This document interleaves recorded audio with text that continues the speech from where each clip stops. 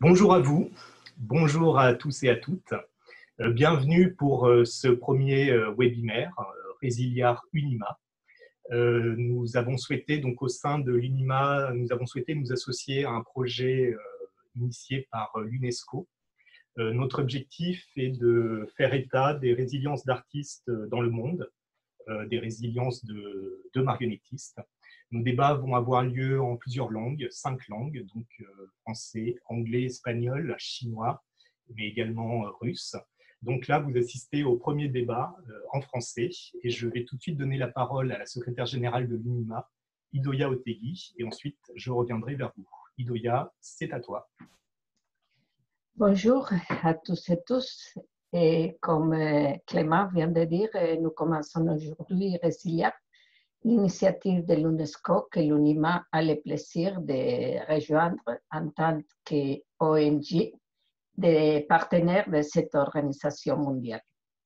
Résiliar est un mouvement global consistant en une série de débats, tables rondes virtuelles avec des professionnels et des artistes clés et de l'industrie à la fois renommée et inconnue, qui confinement actuel sur le secteur culturel, qui sont sensibilisés à l'impact considérable des mesures de confinement qui nous avons passées dans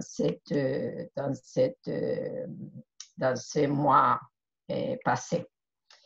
Et à travers cette initiative qui se déroule dans les 5 continents et en 5 langues, comme Clément vient de dire, nous voulons mieux connaître l'impact de COVID-19 a eu sur le monde artistique et culturel et plus concrètement sur le monde de la marionnette.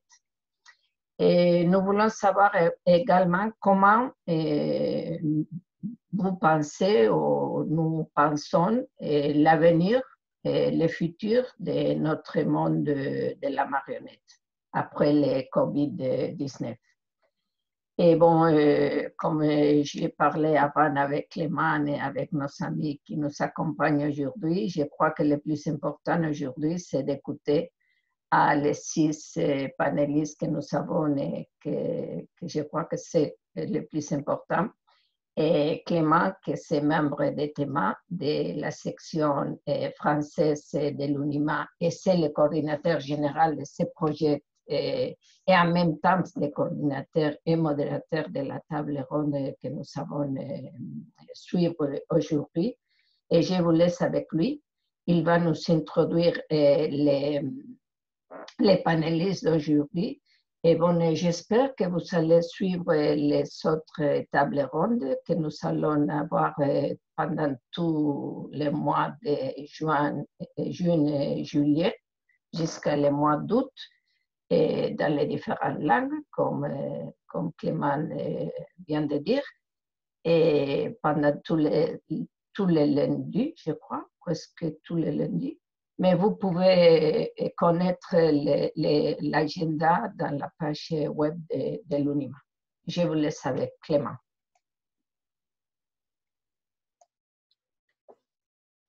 Alors, j'enlève Idoia de l'écran. Bien, bonjour à vous tous. Je redis bonjour aux personnes qui nous ont rejoints sur Facebook, car la vidéo ne s'est pas allumée tout de suite sur Facebook, mais maintenant, c'est le cas. Donc, ces débats Résiliar, nous sommes au démarrage. C'est un programme qui va durer 1 an au sein de l'UNIMA, donc de juin à mars prochain. Nous allons alterner entre des tables rondes transnationales comme celle-ci. Donc, nos panélistes sont de différentes nationalités, de différents pays. Et à partir de septembre, donc, nous allons alterner entre des tables rondes transnationales, mais également nationales, qui nous permettra d'aller plus profondément dans la résilience des marionnettistes d'un pays. Et ces tables rondes seront donc organisées en lien avec les centres nationaux de l'UNIMA. Alors, je vais tout de suite vous présenter les différents panélistes pour cette session. N'hésitez pas, je m'adresse aux panélistes à me rectifier si je fais une petite erreur dans votre présentation. Donc, Ingvild Aspeli, bonjour. Ingvild, donc, tu diriges la compagnie Plexus Polaire entre la Norvège et la France. Tu développes un univers visuel qui donne vie aux sentiments les plus enfouis. Les marionnettes de taille humaine sont au cœur de ton travail et la double présence de l'acteur marionnettiste, la musique, la lumière et la vidéo participent à la création d'un langage étendu pour servir et communiquer une histoire. Au sein de Plexus Solaire, tu as créé différents spectacles, Signaux, Opéra opaque, Cendres, Chambre noire, et tu travailles actuellement sur l'adaptation de Moby Dick, qui devait, je ne sais pas, avec cette crise, il faut parler à l'hypothétique ou au futur ou au présent, qui devait en tout cas être présenté au Festival IN d'Avignon. Frédéric Poty, bonjour. Frédéric, tu es administrateur général et directeur de production de la compagnie Théâtre de la Massue, compagnie Ezequiel Garcia Romeu, à Nice, en France. Donc, le Théâtre de la Massue est une compagnie qui est dirigée par Ezequiel Garcia Romeu et qui participe activement à l'exploration des nouvelles formes d'écriture scénique, particulièrement dans l'art de la marionnette contemporaine et de l'art contemporain. Et quant à toi, Frédéric, tu as été formé comme acteur-comédien à la Comédie de Saint-Étienne. Et après une carrière de comédien, d'auteur et de metteur en scène, tu as assuré la direction du festival Villeneuve en scène pendant 10 ans, à côté d'Avignon. Et tu t'es orienté vers l'administration et la production. Donc, tu travailles avec le Théâtre de la Massue depuis 2015. Tu parcours le monde, tu es un grand voyageur avec les créations de la compagnie et tu es également membre du Advisor Committee de l'IETM depuis 2019. Maud Garot, oui, c'est ça? Tout à fait. Maud Garot, bonjour, depuis le Québec, Canada. Maud, tu es comédienne, créatrice, directrice artistique et marionnettiste au sein de la compagnie Ombre Folle. C'est une compagnie qui est dédiée à la marionnette contemporaine et qui crée des spectacles pour les petits et les grands. Et depuis 2005, tu crées des œuvres qui se promènent partout au Québec, au Canada et à l'international. J'aime beaucoup le terme « promener » qui nous amène du côté du Québec. Après tout, les spectacles sont vivants, donc nous, de ce côté-là, on dit qu'ils jouent. Donc finalement, se promener, ce n'est pas si mal. Morana, bonjour. Morana Dolancs de Croatie. Tu es metteur en scène au sein de la compagnie Loft. Morana, donc, tu es diplômée de l'École nationale supérieure des arts de la marionnette de Charleville-Mézières. Tu as également une licence d'études théâtrales à Paris 3. Et tu t'es dirigée vers la mise en scène en collaborant à de nombreux projets de marionnettes et jeunes publics en Croatie, où tu habites, mais également en Slovénie et en France. Tu as fondé donc la compagnie de théâtre de marionnettes Loft à Zagreb en 2012. Tu es aussi professeur à l'Université des Arts et de la Culture à Osijek, et tu es membre de l'UNIMA et de la CITEJ Croatie.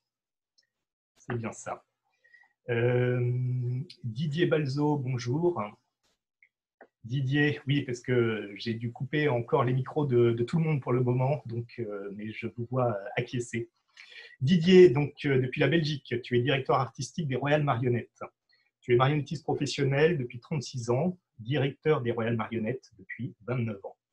Tu présentes des spectacles en rue et en salle à destination du tout public. Et tu t'inscris depuis quelques années sur des projets de collaboration artistique en Palestine. Il y a d'ailleurs près de toi Diana, une artiste palestinienne, qui peut nous rejoindre au sein de la conversation, bien entendu. Valdette Rama, bonjour.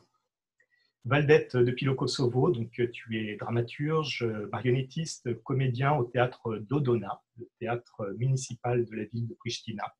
Tu es également officier supérieur d'art au théâtre de la ville de Pristina, donc tu travailles à différents aspects de la marionnette, que ce soit la construction, mais aussi la dramaturgie et la mise en scène des spectacles à destination du jeune public. Alors, je vais tout de suite donner la parole à nos panélistes. Nous allons commencer par un petit tour de parole d'à peu près 5 minutes chacun sur votre résilience. Je vais commencer par Morana. Morana, donc, tu nous conduis en Croatie, plus particulièrement à Rijeka, où devait se tenir la capitale européenne de la culture. Donc devait, doit ou devra, hein, comme je disais tout à l'heure, on ne sait pas, avec cette crise, s'il faut parler au futur ou au conditionnel.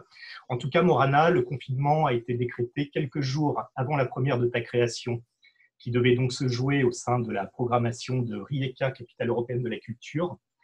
Et quelques jours plus tard, le monde, en alerte des événements internationaux, apprenait un tremblement de terre d'amplitude inédite à Zagreb. Morana, alors comment, face à toutes ces catastrophes naturelles, on peut faire preuve de résilience? Bonjour à tous d'abord. On peut dire qu'on a bien tremblé pendant ces 2 mois, dans tous les sens. Voilà, pour commencer, le confinement en Croatie a commencé le 18 mars et la première de spectacle qui était censée avoir lieu à Rijeka était prévue pour le 21 mars, donc pour la fête de Journée internationale de la marionnette. Donc, c'était prévu une grande fête qui était organisée aussi par Unima croate et puis par Rijeka 2020, on l'appelle comme ça, donc la ville de la culture européenne. Mais tout ça était en fait vraiment de jour au lendemain complètement. On a fermé les théâtres, on a fermé tous les musées, le transport en commun, donc tout s'est arrêté. J'étais de retour vraiment le 19 donc chez moi à Zagreb. Et puis le 21, on a eu ce grand tremblement de terre qui a complètement encore ajouté une couche que stressant, mais très émotionnellement encore plus difficile, qui a ajouté une couche, je trouve, oui, je peux dire comme ça, peut-être un peu ouvre les émotions de tous les artistes. Après ça, il y avait vraiment une espèce de renouvellement d'énergie par rapport à cet événement extrêmement triste et inattendu, voilà, c'est ça le mot. Donc, du coup, nous, ma compagnie qui s'appelle Loft a commencé à chercher tout de suite les moyens, comment aider, comment faire, comment parler à notre public, comment parler aux enfants, comment parler avec nos moyens artistiques à nous. Donc, c'était sûr que la première des spectacles et le fin de travail va se passer une fois quand ça recommence. Heureusement, c'était le 18 mai. Donc, on a recommencé à travailler le 18 mai. On a eu la première jour plus tard. Donc, ça s'est fait après. Mais pendant ces 2 mois, on a essayé de faire des différents stages online. On a commencé à faire des lettres d'information. On a eu chaque dimanche un workshop pour les enfants aussi online. Et puis, on est devenu un peu plus active, surtout et bien sûr sur le Facebook et sur notre site. Mais on a essayé de collaborer avec d'autres artistes en préparant des nouveaux projets, surtout aussi comme nous maintenant sur Zoom. Et on a décidé de monter un spectacle complètement sur Zoom. Donc ça, c'est un projet qu'on a monté tout de suite et on est bientôt fini avec ça. Donc j'espère que dans quelques semaines, on va avoir un spectacle qu'on a entièrement monté online. Après, je ne sais pas si je parle trop déjà, mais Clément, tu vas me couper, s'il te plaît. Mais ce qui était aussi très intéressant pour nous, c'est qu'on a pris une décision qu'on ne va pas mettre nos spectacles online. Pas pour questions, on n'avait pas envie parce on pense que c'était pas prévu pour ça et c'était pas filmé aussi pour montrer au public comme ça. Donc on a décidé de chercher d'autres moyens pour parler, pour communiquer avec le public et en montrant les spectacles. Voilà. Merci Morana. Alors je vais essayer de ne pas couper les gens, hein. C'est-à-dire si vous, je garde un peu un œil sur le temps, mais ne vous inquiétez pas, hein, si vous prenez un peu plus de 5 minutes, on n'est pas au chronomètre non plus, ça il y a pas de souci. Donc on reviendra tout à l'heure sur des séries de questions-réponses effectivement pour approfondir un peu tous ces sujets. Ne t'inquiète pas Morana. Alors nous restons dans les Balkans et nous allons faire un détour par un nord-atlantique qui pourrait être d'origine illyrienne. J'ai nommé Dodona au Kosovo avec Valdet Rama. Donc Valdet, tu travailles au sein du théâtre Dodona depuis de nombreuses années. C'est un théâtre que l'on connaît pour avoir marqué l'histoire culturelle au Kosovo par ses résiliences passées, notamment pour avoir fait preuve de résistance culturelle pendant la guerre en 98-99, théâtre dont d'ailleurs la troupe a dû temporairement fuir en Macédoine jusqu'à la fin de la guerre. Le théâtre, donc, qui dépend de la municipalité de Pristina, est dans un désir d'ouverture internationale, notamment par la création du Festival international de la marionnette, qui a déjà connu quelques éditions et qui, je crois, va en connaître d'autres. Alors, Valdet, où en est-on aujourd'hui par rapport à cette crise, par rapport à la crise de la Covid au Kosovo? Est-ce que le confinement a pris fin et comment les activités du théâtre reprennent? D'abord, permettez-moi de vous saluer tous. Et puis, Théâtre Dodona, il y a une longue histoire qui est très riche avec d'activités et avec des expériences qui sont très, très, très sombres, très crépuscules. Hein.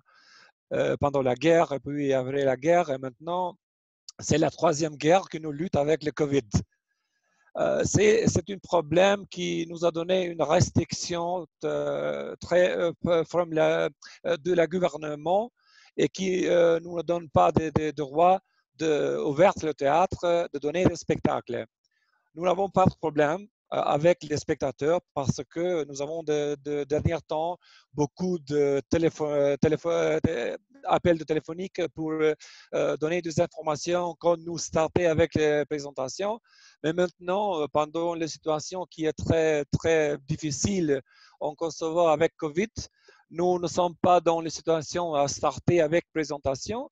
Et puis, je pense que les moyenne ou bien plus bien situation pour starter avec présentation était en septembre. Maintenant, nous avons des possibilités à préparer les présentations et je vous dis maintenant que je prépare un texte qui est nouvelle pour un enfant qui déroule de l'école et qui devient dans le jungle et puis devient des problèmes. Ces problèmes qui deviennent pour la situation qui est maintenant dans le monde, avec Covid, avec la destruction des forêts, avec beaucoup de choses qui sont au fond de comprendre. Hein.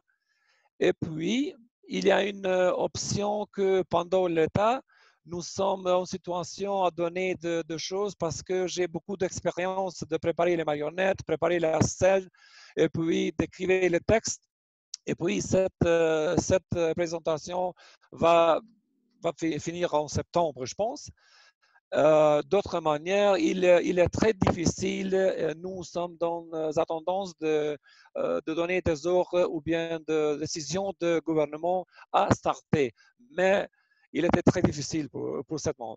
Mais nous avons des problèmes qui, par exemple, entre les autres, parce que nous avons de théâtre, nous avons des marionnettes, nous avons nous avons les troupes résidences, et puis nous sommes seulement le problème, c'est la restriction de gouvernance parce que nous avons quelle situation dans tout le monde, non seulement en Kosovo.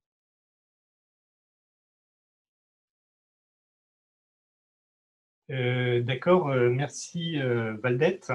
Je permets d'apporter une question. Pendant le confinement, je lisais, j'ai eu le temps de lire, et je suis tombé sur un article du dramaturge kosovar Jeton Neziray, un article où il parle un article comment dire, qui est paru dans le dictionnaire des créatrices. Il mentionne que la plupart des actrices au Kosovo ont acquis un début de notoriété au sein des spectacles de marionnettes. Est-ce que c'est une caractéristique encore aujourd'hui?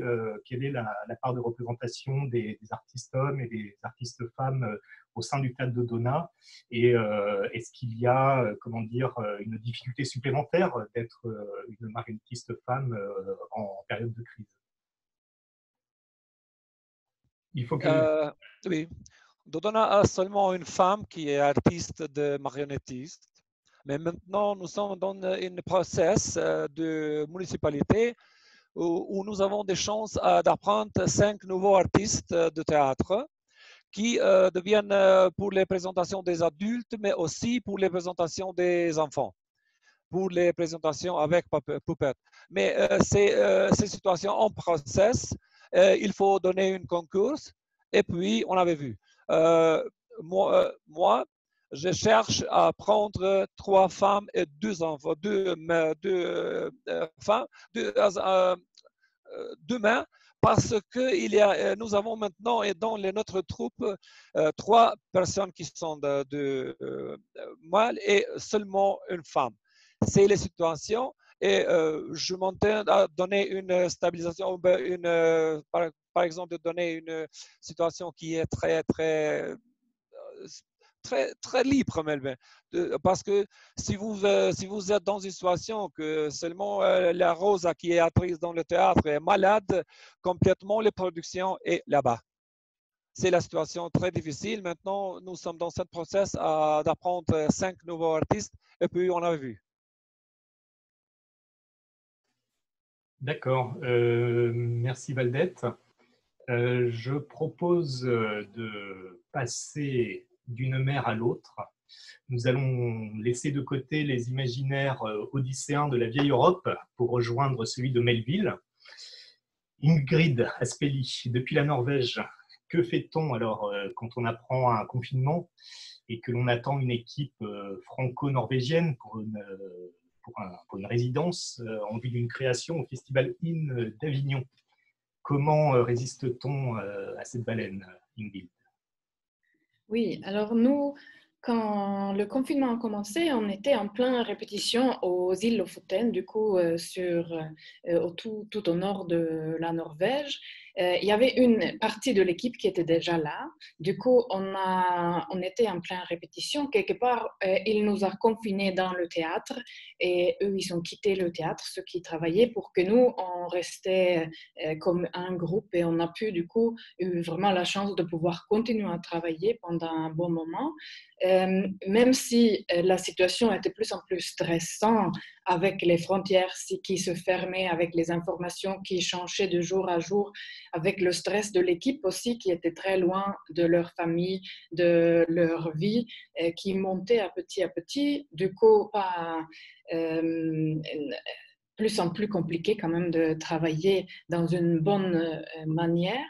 Nous avons aussi du coup les autres parties de l'équipe qui n'ont pas pu venir parce qu'ils n'ont pas eu le droit de rentrer en Norvège, et même des Norvèges du sud jusqu'aux Norvèges du nord, ils sont bloqués la frontière entre le nord et le sud. Du coup, on a tout n'était pas comme prévu, disons, mais on a du coup jusqu'on a pu continuer à travailler, même si une partie de l'équipe est partie plus tôt que prévu pour être sûr de pouvoir rentrer chez eux. Et une autre partie qui a choisi de rester en confinement sur l'île parce qu'ils considéraient que c'était plus sûr et plus meilleur de rester. Et du coup, on a quand même continué aussi de travailler sur d'autres choses. On a utilisé ce temps pour plus pousser la construction des marionnettes, la construction des costumes. Moi, j'ai du coup, tout d'un coup, eu un tout nouveau temps d'écriture et de temps de réflexion et de travail dramaturgique que j'ai jamais eu avant et qui au début est un petit peu beaucoup de temps de réfléchir, c'est pas toujours si bien, mais qui au final, je pense, c'est quelque chose vraiment bien et qui a permis de faire maturer vraiment la matière, j'ai eu le temps de lire le roman encore une fois, hein, et on ne peut jamais le lire autant de temps, ce roman. Et du coup, quelque part, la matière est aussi pu rentrer plus profondément. Il y a aussi plein de choses avec cette situation qui y a plein de choses en commun avec la matière de ce roman par rapport à une situation de crise, une situation ou comment les gens, ou comment une situation nous amène à notre bord de folie dans de différentes manières, comment chacun gère ou réagit à une situation de crise. Il y a aussi évidemment toutes les questions écologiques, comment l'homme traite notre planète et comment on se croit plus fort que la nature et qu'au final, hop, un petit situation, une force de la nature et on est remis sur notre place. Et du coup, ça révèle aussi un peu des questions qui étaient déjà là-dedans, mais cette situation aussi, par le fait qu'il y a le temps, mais aussi par la situation et ce que ça a amené, nous a mis tout ça plus en valeur, quelque part. Voilà. D'accord, donc c'est un confinement très créatif, d'après ce que j'entends. Aussi, mais il y a aussi un confinement évidemment où tout s'arrête et qu'on n'est pas à l'habitude de tout arrêter, nous, non? On fait toujours, et qu'il y a quelque chose aussi avec cette situation qui nous a forcé d'arrêter et de prendre le temps de voir des choses un peu en perspective, de s'en souvenir aussi de qu'est-ce qui est important, qui fait aussi du bien. Même si, évidemment, il y a plein de questions et OK, comment est-ce qu'on peut continuer à faire notre métier? Comment est-ce que le cœur de notre métier, qui est le moment présent et le côte à côte dans une salle de théâtre, le moment présent qu'on vit ensemble dans le même espace, c'est ça aussi qui est un peu mis en péril en ce moment. Et comment continuer à se battre pour que ça, qui est le cœur de notre métier, peut continuer à exister et en même temps accepter que, OK, la situation maintenant, c'est comme ça. Qu'est-ce qu'on peut faire maintenant avec la situation qui est, et tout en sachant qu'on ne sait pas pour le futur, autre qu'on peut espérer faire des plans et espérer que ça va pouvoir remettre en route. Du coup, c'est une sorte de situation qui est entre suspension d'attente, mais aussi, du coup, quelque chose qui nous rappelle que, OK, on a quand même vraiment envie de faire ça. Du coup, ça remet aussi ça quelque part en question. D'accord, juste je pose une question de précision. Donc c'est bien une équipe franco-norvégienne. C'est une équipe assez complète entre des constructeurs, des interprètes. Je ne sais pas combien de personnes ça représente. Et ma deuxième question, finalement la première, on est d'accord qu'elle ne se fera pas au Festival d'Avignon, mais quand alors? Oui, oui, c'est une équipe de à peu près 25 personnes, quand même, entre les musiciens, les acteurs, les constructeurs et toute l'équipe créative. On a des gens, un grand parti franco-norvégienne, mais il y a aussi des gens de Slovénie, Espagne, qu'est-ce qu'on a d'autre? Pologne, Estonie. Et il y a plein de différents endroits. C'est clair que pour nous, dans l'organisation, c'est assez complexe aussi parce que la création est vraiment créée entre la France et la Norvège. On dépend quand même beaucoup des voyages. Et ça, en ce moment, c'est compliqué à mettre en place ou de même défendre, de comment est-ce qu'on se place par rapport à tout ça. Du coup, là, je sépare beaucoup. Je travaille avec l'équipe norvégienne en Norvège. Ensuite, on fait une partie plus avec ceux qui sont basés en France, en France.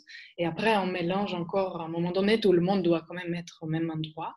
Et la première va se faire au nord de la Norvège en octobre, début octobre, si tout va bien. Merci Ingvild. Espérons que tout ira bien et que d'autres crises ne passeront plus par là. Je propose à présent d'aller entre la Norvège et les Balkans, c'est-à-dire à Avignon, qui est pile au milieu, où nous avons Frédéric Petit. Je montre par ailleurs mes capacités en géographie. Alors Frédéric, lorsqu'on est administrateur d'une compagnie de renommée internationale et que l'on doit mettre fin, en tout cas de façon temporaire, à des nombreux déplacements internationaux, comment est-ce qu'on peut continuer à accompagner les artistes marionnettistes et à imaginer avec eux des futurs projets? Ça a été assez complexe, comme pour tout le monde. Je rentrais de Norvège, j'étais à Kirkenes juste avant, donc j'arrivais du nord de la Norvège. Et on s'est retrouvé bloqué avec notre lieu qui a été fermé. C'est-à-dire qu'on ne pouvait même pas rentrer, nous, dans notre atelier, puisqu'il est basé au 109 à Nice, qui est un lieu municipal. La mairie a pris la décision de fermer complètement le lieu. Donc, on n'avait même plus accès à notre outil de travail. Donc, il n'était même pas question pour Ézéchiel de pouvoir continuer à travailler. On n'avait pas nos outils, pas notre matériel, pas nos marionnettes. Enfin, tout était bloqué. Ça a été 2 mois et demi très administratif, du coup. C'est-à-dire qu'il a fallu qu'on gère toutes les annulations, puisqu'on devait jouer au Théâtre Nouvelle Génération à Lyon, on devait repartir à Sénart. Donc, je vous passe les annulations, celles qui sont reportées, celles qui sont purement et simplement annulées. On devait être à Avignon après, donc là, à partir du mois prochain, on devait jouer 1 mois à la Manufacture avec nos 2 dernières créations. C'est très compliqué. C'est très compliqué d'arriver à se projeter parce que la compagnie est une compagnie qui fait 70% de ses dates à l'étranger. Donc, autant dire que ça va être la partie la plus complexe à remettre en route. Que nos spectacles du répertoire ont déjà été beaucoup vus en France, donc ça va être aussi compliqué de faire de la place dans les programmations des théâtres qui sont complètes pour 1 an et demi au moins, avec les décalages liés à la crise. Donc on a ces décalages-là, on a les nouvelles créations, et pour entamer une nouvelle création, puisqu'on travaille sur le prochain projet qui est l'histoire du soldat de Ramu et Stravinsky. Mais là, c'est pareil. J'ai un coproducteur à Moscou et j'ai l'autre en Argentine. Donc, c'est un petit peu compliqué pour l'instant d'arriver à les voir, arriver à mettre tout le monde autour d'une table. Donc, on est un peu perplexe. L'économie de la compagnie va pas si mal parce que les mesures françaises ont permis d'encaisser le choc. Ça, c'est l'administrateur qui parle. Mais l'avenir, on est à 60-70% d'autofinancement. Donc, ça veut dire que toutes ces dates qui ne sont pas vendues ou qu'on nous demande de vendre à prix coûtant parce que les théâtres sont dans une complexité aussi de gestion, ça fait que notre part de recettes propres ne rentre pas. Donc, c'est assez inquiétant. On a envie de continuer, de travailler. L'énergie est là. On a été scotché. Ézéchiel a passé 2 mois tétanisé par ce qui se passait. Là, on repart, on recommence à rêver nos projets. On conduit aussi un projet européen, Europe créative, donc ça c'est pareil. C'est des projets d'échange, mais quand tu échanges par Zoom, c'est très agréable, mais c'est pas le propos de nos métiers. Je rejoins ce que disait Morana, quoi. C'est pas notre boulot de travailler par écran interposé. Donc voilà, on est un peu dans l'attente, on se prépare, on sait qu'on a repris des forces paradoxalement avec cette pause, mais il faut qu'on puisse se remettre en mouvement et nous, le mouvement, c'est l'international. Donc on réfléchit, on discute avec les tutelles pour voir s'il y aura des moyens d'aider à faire repartir les tournées à l'international, parce que c'est ce qui va être le plus complexe à mettre en place. On va se refermer. Moi, j'ai très, très peur, si vous voulez, qu'on se referme sur des nationalismes. On devait être en Ukraine au mois d'août. Le festival nous a dit je ne peux pas vous faire venir puisque je n'aurai pas d'aide si je fais venir des compagnies non ukrainiennes. Priorité aux créateurs ukrainiens. Et ça, c'est très inquiétant. C'est très inquiétant parce que les tendances déjà en ce moment en Europe à se refermer autour de ces nationalismes vont pouvoir malheureusement faire leur lit de la situation et nous, nos métiers, ils sont aussi d'échanger, de se nourrir de la culture des autres et et d'accueillir, parce qu'on ne peut plus non plus accueillir les autres. Enfin, c'est pas juste s'exporter, c'est aussi comment on accueille Enfin voilà, un peu la situation pour nous. On est dans les starting blocks.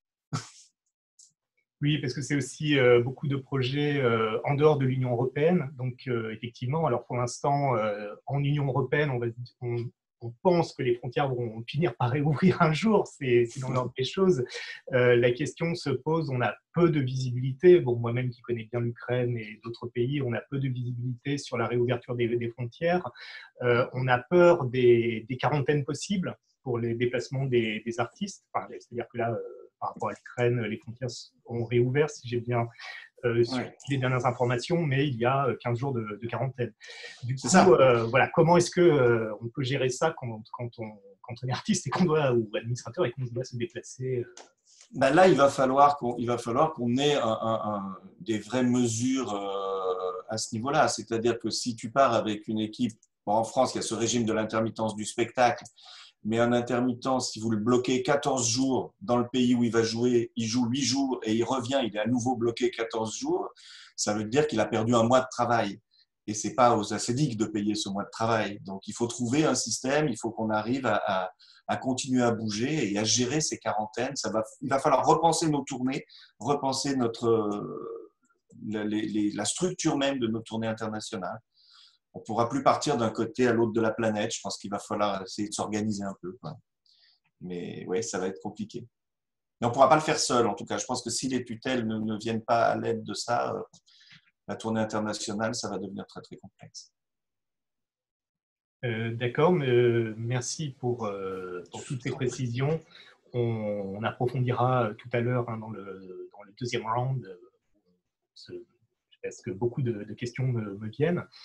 Donc maintenant, je propose de discuter avec toi, Didier Balzo. Donc, ça fait déjà quelques années que tu te questionnes, depuis la Belgique, au sein de la compagnie Les Royales Marionnettes, sur les possibles décroissances et les différentes crises qui touchent le secteur culturel. Tu as approfondi de nombreux échanges avec des artistes en Palestine, dont bonjour Yana, qui est à côté de toi et qui vient de Palestine. Alors, comment, en raison du confinement, justement, les déplacements internationaux se bloquent et parfois les artistes aussi sont bloqués. Alors, est-ce que tu peux nous expliquer, nous parler de ta résilience, Didier ? Alors, moi, par contre, je me suis fait un petit écrit parce que je fais beaucoup de digressions et je me perds dans mes pensées assez vite. Donc, je vais préférer vous lire ce que je vous ai préparé. Ce sera, à mon avis, beaucoup plus clair. Alors, donc, pour moi, la crise sanitaire, c'est un peu une aubaine, en fait, au niveau de la prise de conscience qu'elle suscite. Et, il serait donc possible, aux yeux d'une majorité de personnes, que tout s'arrête. Subitement, le nombre de personnes qui sentent émotionnellement les effets d'un effondrement s'accroît. Jusqu'à présent, c'était un peu de la science-fiction.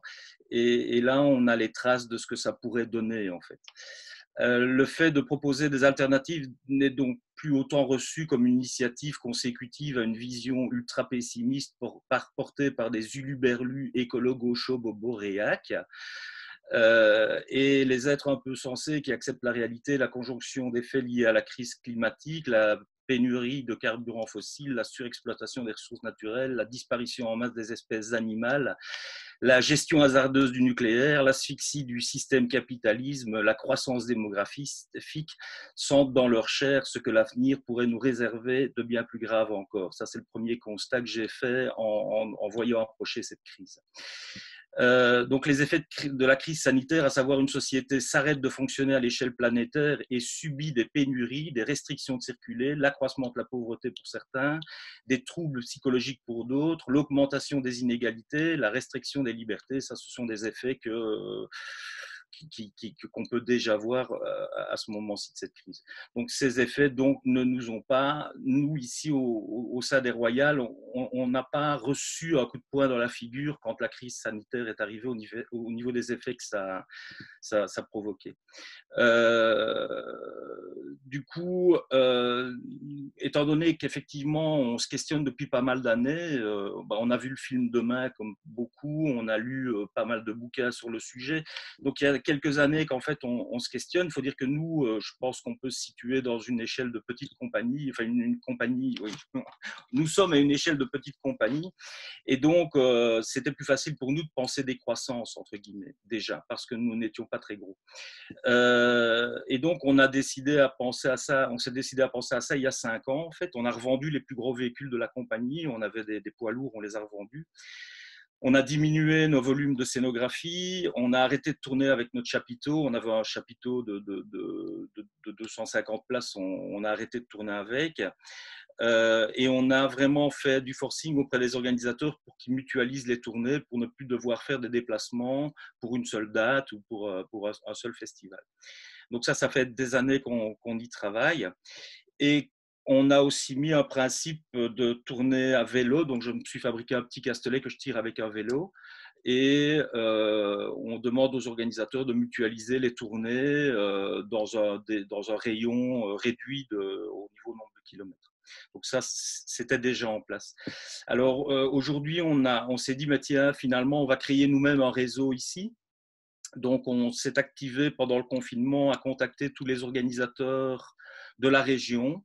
Alors, les organisateurs au sens large, des comités, des centres culturels, pour réfléchir avec eux via visioconférence à l'avenir et à comment on pouvait engager des compagnies, non pas pour une date chacun, mais en essayant de se concerter sur la possibilité de faire tourner les compagnies. Donc ça, on est en train de travailler là-dessus. On se voit régulièrement. Là maintenant, on a 3 réseaux qui se mettent en place sur la Belgique. Ça démarre bien. Voilà, donc je ne vais pas m'étendre là-dessus, mais c'est vraiment une idée de faire tourner l'économie locale, servir des produits artisanaux au bar, enfin voilà. Mutualiser, enfin, ce sont des mots qui nous parlent beaucoup. Alors, malgré la crise sanitaire, le contexte particulier de la compagnie fait que nous avons pu résister, parce que évidemment on a souffert de l'effet économique. Nos tournées ont aussi été annulées et nous serons aussi en déficit, mais il serait malhonnête de considérer que nous sommes au plus mal, puisque nous bénéficions d'un contrat-programme, donc d'un subside de fonctionnement récurrent et d'aide à l'emploi, et on se considère plutôt comme des privilégiés en souffrance subjective, parce que effectivement dans notre entourage et sur la Belgique, on voit énormément de gens qui n'ont même pas le statut d'artiste et donc qui ont vu purement et simplement leurs ressources complètement s'arrêter. Mais par contre, c'est vrai que si nous n'avions pas commencé à décroître il y a 5 ans, je pense que ça aurait été beaucoup, beaucoup plus grave en fait. Le fait de ne pas avoir d'aussi grosses équipes que par le passé, de ne pas avoir gardé tout le matériel que nous avions, ça nous permet de passer la vague un peu plus facilement, je dirais. Alors, et en plus, nous habitons une région où le député permanent à la culture a décidé pour cet été de faire voter un budget exceptionnel pour permettre aux compagnies de tourner dans les villages. Donc, il octroie des subventions directement dans les villages et du coup, on a fait le plein de l'agenda pour cet été. En fait. Alors, du coup, je vous présente Diana. Parce que l'effet collatéral, c'est que Diana était ici pour travailler avec moi sur une coproduction et que depuis, elle est coincée ici. Donc, on a pu aussi, heureusement, continuer à travailler et continuer à bien bosser, bien progresser dans la création. Donc, je travaille avec le Fritsch Théâtre, donc, qui est un théâtre basé en Palestine. On est pour ça aidé par le gouvernement sur un projet qui porte sur 5 ans. Et dans le cadre de ce projet, effectivement, il y avait cette coproduction entre les Royales et le Fritsch Théâtre qui a démarré. Du coup, avec Diana, on a aussi réfléchi aux effets non seulement du Covid, vous avez entendu que je parle peu du Covid, mais plus généralement de la crise qui pour moi risque de continuer. Et on a continué effectivement à penser avec elle, mais tiens, comment est-ce que dans notre collaboration, on fait peut-être plus pour envoyer du travail là-bas et moins penser travailler ici pour que, je dirais, on parvienne grosso modo à chacun rester un peu chez soi et en travaillant à distance. Alors, je ne lui laisse pas trop la parole parce que la pauvre, elle ne parle pas français, elle parle anglais. Et donc, je lui ai un peu traduit ce qui se disait. Mais voilà. Do you want to say something specific about the corona and how you see the future for your company? Alors, Diana, Fred Theater. We are a young company and we are in the beginning of our travel. I am blocked here from the beginning of Corona, but after Corona, we continue with our project, and I plan for a project in Palestine with a project with the Royal Marionette. And I know that situation in Palestine now is very difficult with Corona, with many problems, but we try to find solution and we try to find a way to continue and to build our company. Merci. Voilà. C'est fini. J'étais long, hein. Non, très bien. Merci Didier. Je n'avais pas prévu de faire de traduction, c'est pour ça, mais ne vous inquiétez pas, vous pouvez tout de même poser des questions à Diana et je me débrouillerai pour faire la traduction entre le français et l'anglais. Voilà. Merci en tout cas, et beaucoup de questions viennent à l'esprit, effectivement, notamment par rapport à la marionnette en Palestine que l'on connaît, que moi je ne connais pas beaucoup. Eh bien, alors ce que je n'ai pas dit en présentant Didier, c'est qu'il peint aussi très bien les sirènes. La transition est toute trouvée pour traverser une nouvelle fois l'océan et rejoindre le Québec, où nous attend Maude Garot. Maude, alors tu voyages régulièrement en Europe avec tes spectacles que j'ai personnellement vu jouer à Kiev, donc on parle beaucoup d'Ukraine en ce moment, et aussi au dernier festival mondial des théâtres de marionnettes de Charleville-Mézières en programmation IN. Tu étais donc sur une programmation où tu es, enfin je ne sais toujours pas s'il faut parler au futur, au passé ou au conditionnel, sur une coproduction avec la compagnie du roi Zizo, une compagnie française. Mais en raison du confinement, les artistes québécois et français n'ont pas pu se retrouver au Canada. Alors, est-ce que tu peux nous dévoiler justement toute cette résilience qui est nécessaire? Oui, des fois, je me demande en fait si je suis vraiment rendue en résilience, mais oui, en partie, je dirais. Donc, pour nous, ça a été la même chose. Donc, beaucoup d'annulations. C'était le gros de notre saison, hein, mars jusqu'à juin. Donc, il y a eu, comme tu disais, Clément, il y a cette coproduction, co-création Québec et France qu'on a joué, en fait, déjà, heureusement. Le spectacle existe. On l'a joué au Festival Mélisène l'année passée. On l'a joué au Festival de Charleville-Mézières en IN. Et on l'avait joué au FIAMS, qui est un festival de marionnettes au Saguenay, au Québec. Et là, on s'apprêtait tout juste, en fait, à jouer une série de représentations à Montréal. Le spectacle n'a pas encore été présenté à Montréal et c'est tombé, donc, à notre grand désarroi que, voilà, on ne pouvait absolument pas jouer. Gildouen, mon partenaire en France, a annulé son voyage dernière minute et voilà. Bon, s'en est suivi plusieurs autres représentations annulées, 38 au total, de 3 spectacles en France et au Canada. Pour la plupart, pas nécessairement reportés. En France, plus, bien que, vous le savez, c'est ça, les déplacements internationaux sont encore très incertains.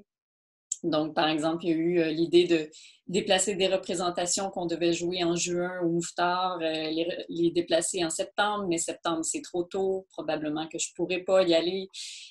Donc, voilà, on est dans ces problématiques très administratives et, comme le disait, je crois, Frédéric, ça a été des mois extrêmement administratifs et où est-ce qu'on fait des plans A, B, C, D, E, F et puis finalement Z parce qu'on ne sait plus. Pour moi, l'impact, bon, c'est sûr qu'il y a un impact justement qui est financier. Je dirais quand même qu'au Québec, au Canada, on est pas parmi les plus malchanceux. Je crois qu'à travers le monde, il y a des pays où est-ce que les artistes sont beaucoup moins soutenus qu'ici. Donc ici, on a quand même la chance d'avoir eu certains soutiens d'urgence qui aident à mettre un baume sur nos douleurs. Par contre, il y a une perte de sens pour moi qui est arrivée avec toute cette crise-là, une perte de repères, tout le travail qui a été fait en amont, qui est brusquement arrêté. Faut savoir qu'ici, même si les salles commencent à rouvrir, elles ouvrent avec tellement peu de capacité qu'en fait, les théâtres ne peuvent pas se permettre d'ouvrir financièrement. Et puis, l'autre chose, c'est qu'en fait, étant donné la distanciation physique qui est toujours en cours, ben, on ne peut pas se tenir à moins de 2 mètres sur une scène, ce qui, en marionnette, est souvent assez problématique. Donc, malgré le fait qu'on peut faire des spectacles, moi, personnellement, de mon côté, il n'y a aucun spectacle qui peut se produire pour le moment, tant que cette règle-là est en place. Donc, c'est difficile, je pense, de profiter de ce moment-là pour créer, pour être créatif. On n'est pas habitué de ne pas pouvoir se projeter. Donc, il y a eu une grosse adaptation à faire, à retrouver comme un rythme qui n'est pas dans l'urgence. On est habitué d'être beaucoup sur l'adrénaline dans l'urgence. Donc là, tout d'un coup, il fallait travailler autrement. Tous ces Zooms aussi, travailler loin des autres. Ma pratique, moi, s'inscrit vraiment dans une démarche théâtrale. Donc, pour moi, le travail se fait toujours en équipe en vrai et non pas juste en équipe en virtuel. Donc, c'est une difficulté. Ça, tranquillement, ça va reprendre. Mais il ne faut pas être dupe. Je pense que, voyant ce qui se passe déjà dans des pays où est-ce qu'ils pensaient avoir éradiqué le virus et que ça revient, malheureusement, c'est quand même fortement probable qu'il y ait une fameuse deuxième vague et qu'on n'en soit pas sorti avant un petit bout. Qu'est-ce que je pourrais dire d'autre? En fait, il y avait quand même du positif à travers tout ça parce qu'on était déjà lancé sur une nouvelle création. On fait une adaptation de Pomelot, qui est un livre jeunesse français. Et puis, donc, on était juste assez lancés pour que les concepteurs puissent continuer à travailler chacun de leur côté, que les créateurs puissent continuer à travailler un peu. Alors ça c'était un grand, grand bien pour nous parce que de se sortir, là, des fois, de justement tous ces plans qui ne fonctionnent pas, et de pouvoir juste plonger dans ce merveilleux personnage qui est un petit éléphant rose dans un jardin.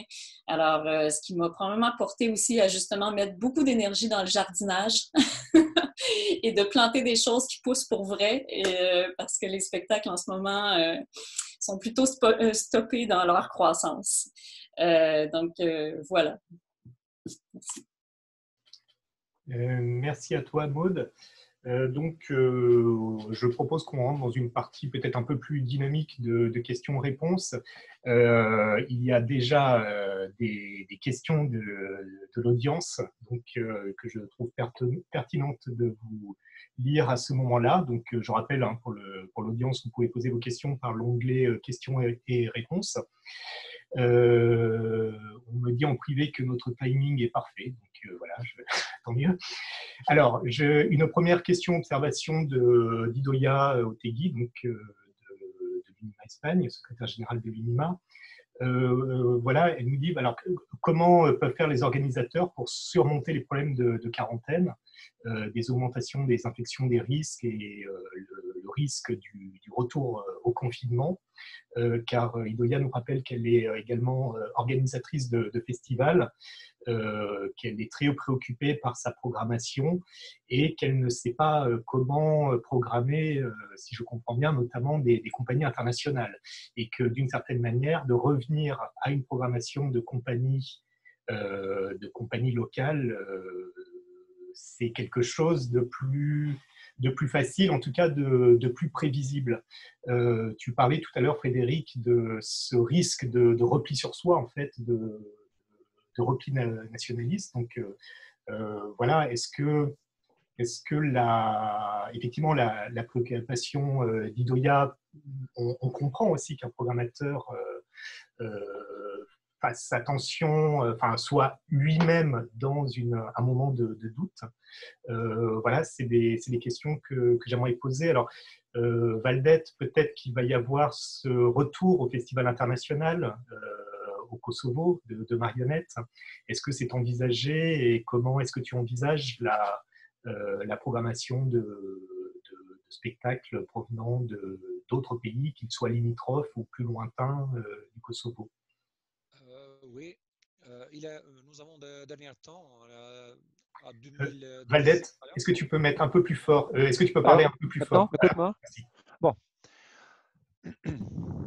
En 2017-18, nous avons des problèmes de nature administrative parce que nous n'avons pas de budget et puis nous sommes dans une situation de stopper l'organisation de festivals.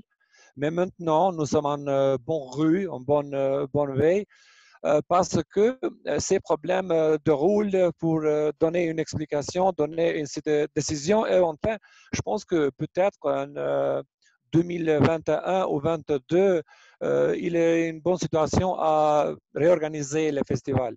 Mais pour le moment, c'est très difficile parce que nous manquons de moyens, nous manquons des problématiques d'organisation pour les autres qui deviennent dans le monde parce que le Covid est tout autrement bloqué l'aviation, les communications, et c'est très, très problématique. Maintenant, je pense que peut-être en 2021 ou bien 2022, c'est une bonne possibilité à récupérer et de starter de réfléchir pour cette chose. Si ça vient à une première discussion de gouvernement ou bien de municipalité, je vais être très heureuse.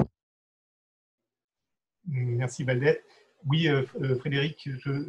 Oui, je pense que Didier évoquait quelque chose tout à l'heure et qui est une démarche qu'eux ont entamée il y a un petit moment, mais ça passe aussi par cette relation au programmateur. Pour répondre à la question d'Idoya, c'est que, à mon avis, il va falloir la gérer. On ne pourra pas les enlever, ces zones de quarantaine, si elles sont instaurées. Donc, il va falloir la gérer sur le temps. Ce que je disais tout à l'heure, de repenser un temps différent de nos tournées. Et si tu viens pour un festival, il faut que ça puisse s'arranger avec les théâtres autour, avec les festivals autour, pour avoir des échanges de programmation qui permettent finalement de faire tampon à cette période longue qui va être bloquée. On en parlait avec Patrick Pénaud du Festival Sens Interdit, qui travaille beaucoup, beaucoup à l'international et qui déjà travaille comme ça, c'est-à-dire que quand il invite des spectacles dans son festival, il fait tout un travail. C'est une biennale, c'est plus facile, mais il fait tout un travail avec d'autres programmateurs en France pour que quand il fait traverser l'Atlantique à une troupe chilienne, ça soit pas pour jouer 3 fois et repartir, mais qu'effectivement, lui, en tant que festival, s'organise avec d'autres diffuseurs pour pouvoir organiser une tournée de cette compagnie. C'est un peu complexe, ça demande de changer notre mode de fonctionnement, mais je pense que ça peut être une des solutions. Oui, j'ai entendu plusieurs fois le mot local en fait qui a été prononcé et également, alors c'est pour moi-même qui suis artiste, qui travaille sur l'international, c'est des questions qu'on se pose, comment travailler du local, mais aussi sur de l'international, effectivement. Et j'ai beaucoup entendu chacun d'entre vous, panélistes, vous êtes dans des perspectives de diffusion internationale, mais également dans des perspectives de coopération, justement, parce que j'entends ce re-questionnement. Est-ce que c'est intéressant de partir jouer 3 jours dans un pays et après de revenir et finalement de pas découvrir le pays?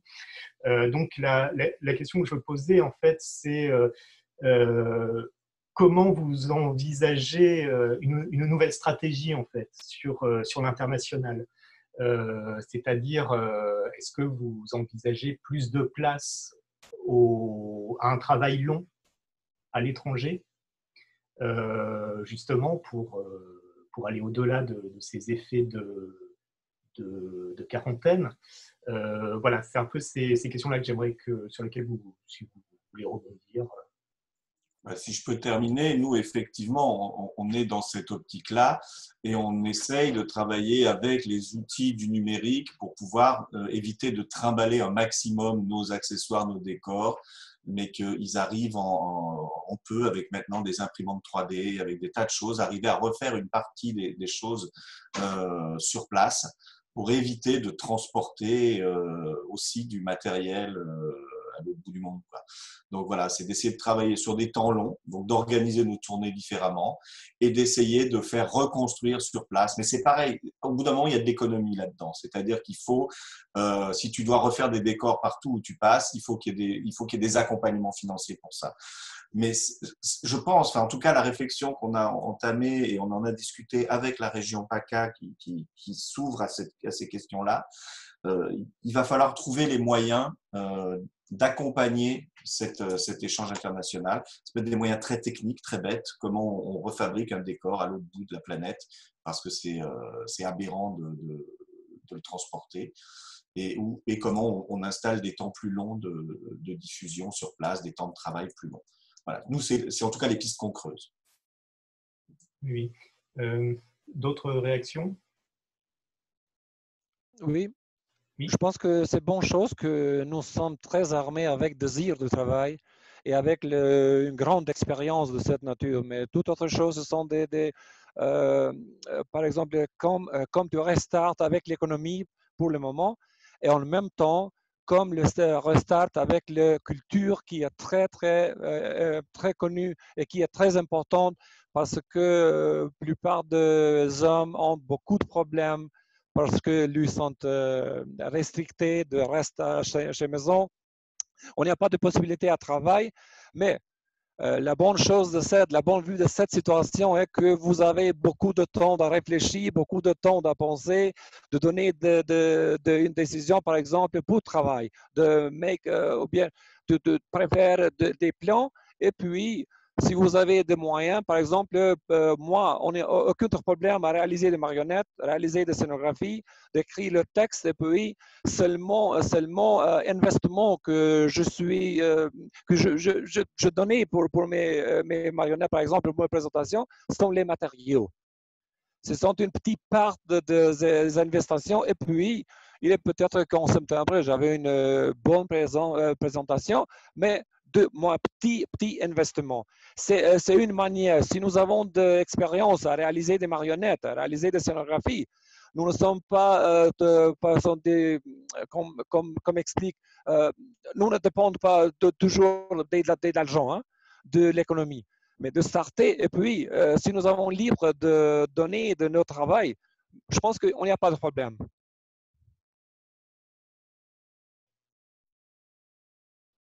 Idoia voulait aussi préciser sa pensée. Effectivement, elle est bien consciente enfin, je vous lis, et qu'il y a les problèmes des mesures sanitaires qui se rajoutent à cela.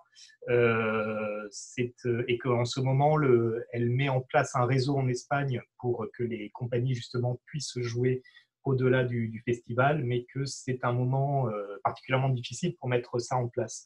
Alors, je pense pouvoir rebondir en disant également qu'en préparant moi les débats, les tables rondes de Résiliard, je suis en contact avec beaucoup de pays dans le monde, notamment en ce moment l'Amérique du Sud.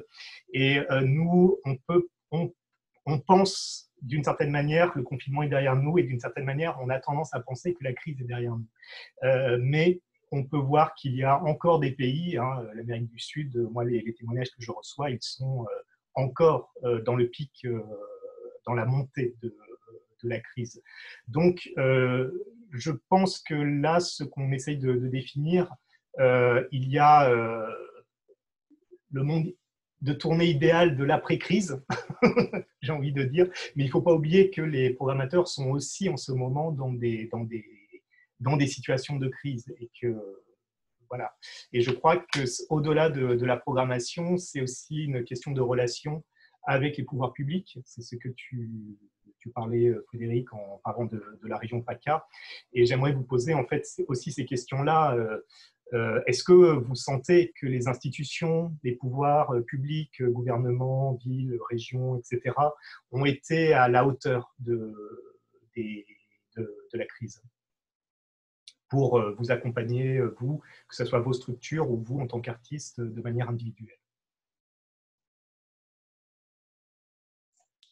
Nous, concrètement, l'État est totalement absent en France. On n'a pas eu d'entretien. On est une compagnie conventionnée avec le ministère. On n'a même pas eu d'entretien avec notre conseiller DRAC.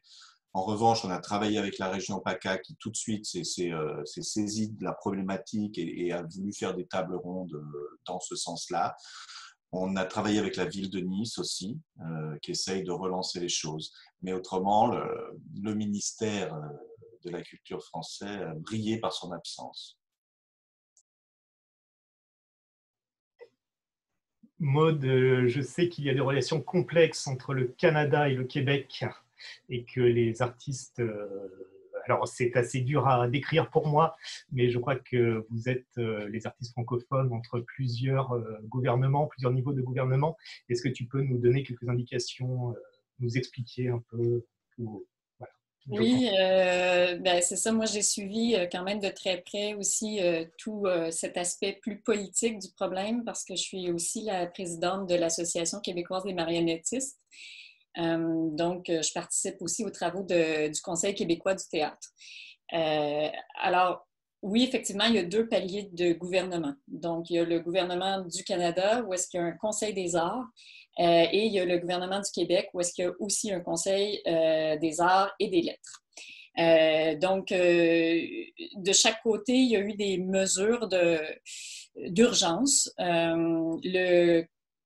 Du côté canadien, ça a été un peu plus rapide. C'est eux qui ont ouvert les valves très rapidement, en fait, pour offrir du soutien d'urgence, pas juste aux artistes, là, à tout le monde qui avait perdu leur travail. En fait, il y avait une mesure pour les soutenir.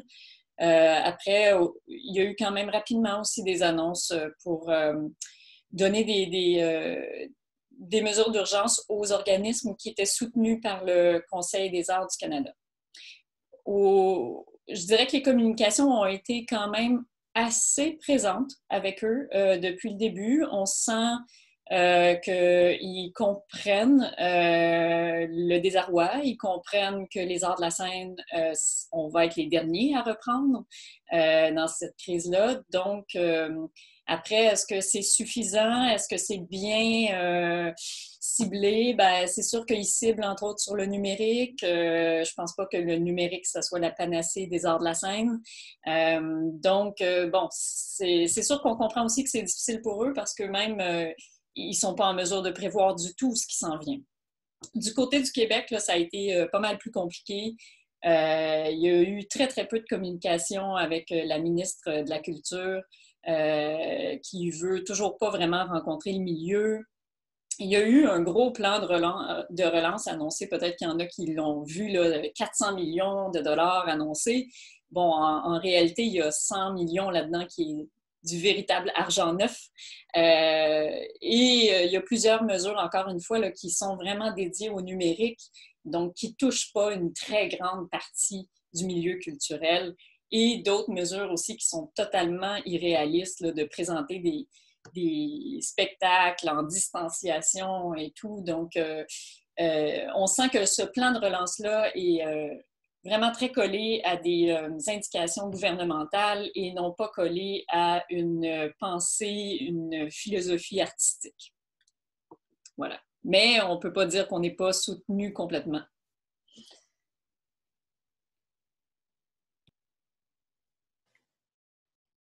D'autres réactions par rapport aux mesures que vous aurez aimé avoir, que vous aurez aimé que les instances publiques prennent, les gouvernements, etc.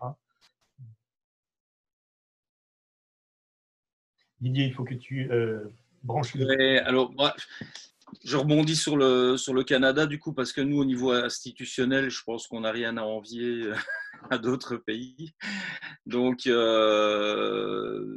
on voit enfin bon, on n'a pas de gouvernement depuis 1 an déjà, donc c'est la deuxième fois que ça nous arrive en moins de quelques années.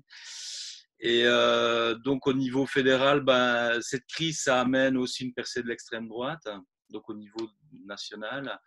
Donc, ces gens viennent effectivement de freiner des cas de fer un projet de loi pour le statut d'artiste. Donc ça, c'est une forte, je dirais, oui, c'est ça, c'est un grand coup qu'on reçoit. Après, à l'échelle de la région francophone, le gouvernement a débloqué un budget de 8 millions d'euros à se répartir en toutes les institutions culturelles. Et encore, ça couvrait 2 mois, les 2 premiers mois de confinement. Donc, on ne sait pas ce qui va se passer pour la suite. Voilà, moi je suis assez inquiet de la démesure de ce qu'on nous annonce par rapport à la crise financière qui touche l'ensemble des secteurs et pas que le secteur culturel, et la manière dont effectivement on va justifier l'urgence et comment on va faire une gradation des urgences. Et donc, effectivement, la culture n'a jamais été première de liste dans le lot des priorités politiques. Et je ne suis pas sûr que demain, ce soit le cas, vu les circonstances. Voilà. Merci. Oui.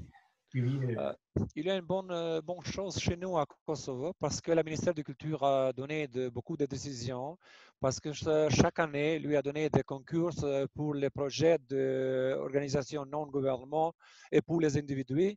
Mais cette année, normalement, pour raison de Covid, lui semble un peu tard, mais je pense que 7 jours, de nos jours, lui a donné des décisions pour publier des résultats, et puis aussi, on lui donné des décisions pour donner des prises pour chaque niveau des artistes, comme le travail de son vie. Hein.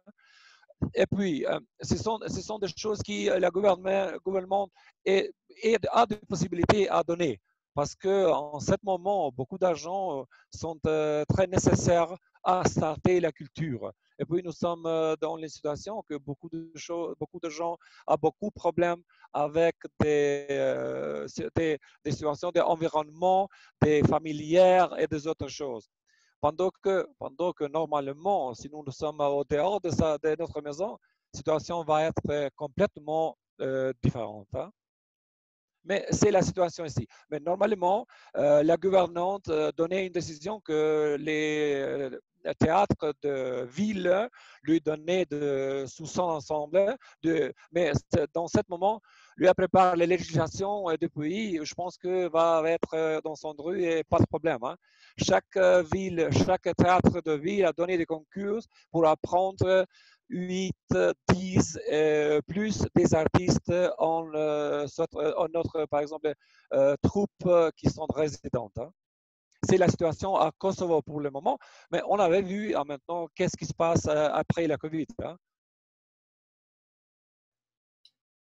D'accord, d'autres réactions? Je vais me permettre, alors je vais prendre une question qui est là depuis quelque temps de Lucille Botson. Alors voilà, je vais la lire. Donc ce matin, nous dit Lucille, j'entendais une jeune metteuse en scène, Julie Deliquet, dire qu'elle redoutait que cela devienne impossible pour les artistes de rêver en grand. Qu'est-ce que vous en pensez les uns les autres? Doit-on redouter de rêver en grand encore? Question. Redouter, est-ce que ça veut dire qu'elle doute ou qu'elle doute, elle doute pas? C'est ça. Non, redouter, ça veut dire avoir peur de ne plus pouvoir rêver en grand. Je pense.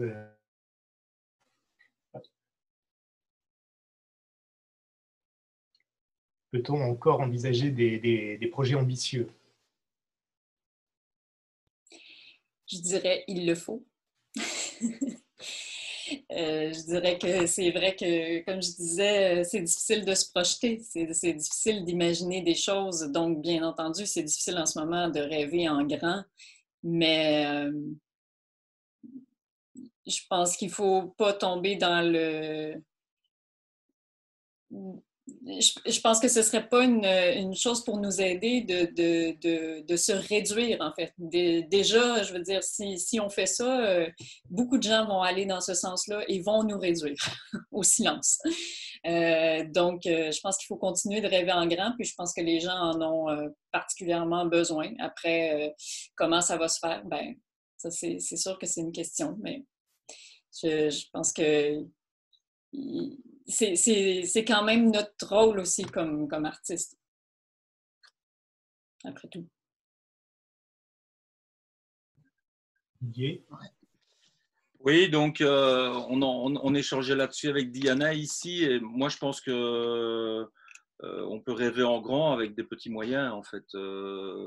Donc quand on pense à un spectacle, on a monté un spectacle en Palestine l'année dernière, et par exemple le challenge c'était que ça circulait en taxi en fait, parce qu'il n'y a pas d'autre façon de faire, et que donc il fallait que le décor rentre dans un taxi et puisse ne pas trop éveiller la curiosité aux checkpoints pour ne pas y passer des heures entre guillemets. Donc voilà,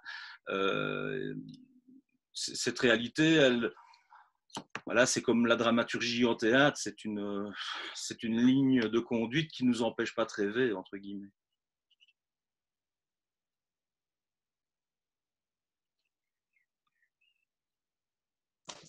Non, je pense qu'effectivement, les artistes vont continuer à rêver en grand. Ça va être le bordel pour les administrateurs, mais je prêche pour ma paroisse.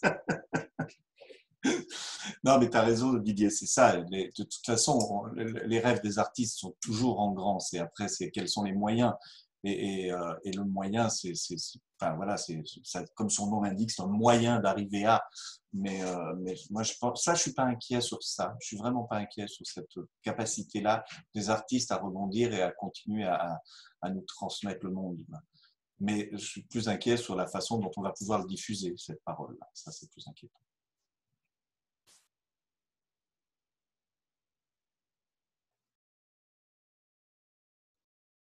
Alors, s'il n'y a pas d'autres réactions, Morana, tu voulais dire quelque chose?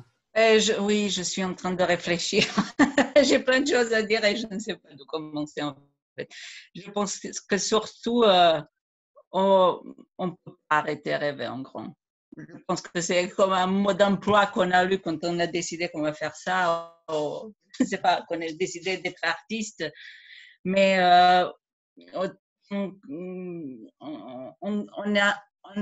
pardon. En ayant ma compagnie, j'étais aussi de côté de papier, fonctionnaire, relations publiques, tous les autres métiers qui sont liés aux marionnettes, au théâtre en général, et les arts, bien sûr. Donc, du coup, là, avec les financements, vous avez tous un peu parlé de ça.